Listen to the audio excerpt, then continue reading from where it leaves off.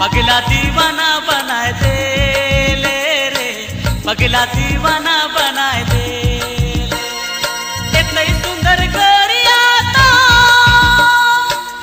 कैसन रूप तोय पाले, कैसन रूप तोय पाले। पगला दीवाना बनाए दे ले रे, पगला दीवाना बनाए दे ले, पगला दीवाना बनाए दे ले रे, पगला दीवाना बनाए दे ले।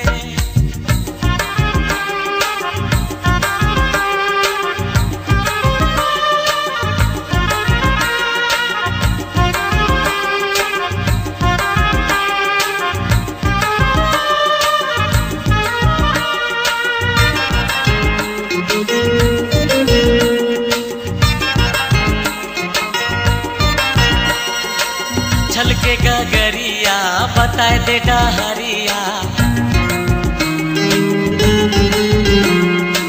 छलके गगरिया बताए दे डहरिया।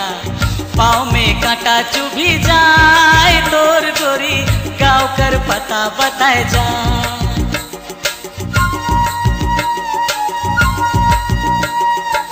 छलके गगरिया बताए दे डहरिया, पाँव में कांटा चुभी जाए तोर गोरी, गाँव कर पता बताए जा।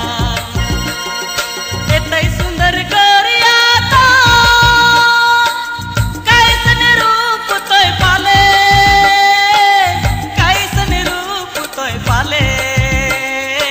पगला दीवाना बनाए दे ले रे, पगला दीवाना बनाए दे ले, पगला दीवाना बनाए दे ले रे, पगला दीवाना बनाए दे ले।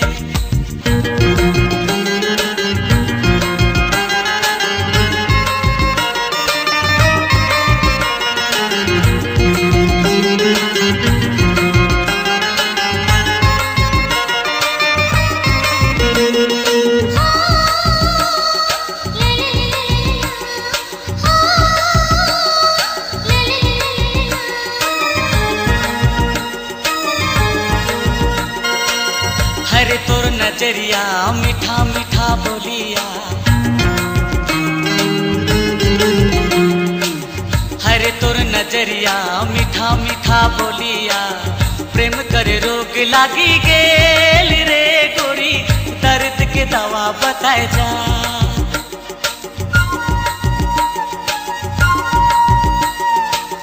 हरे तोर नजरिया मीठा मीठा बोलिया, प्रेम करे रोग लागी गेल रे गोरी, दर्द के दवा बताए जा।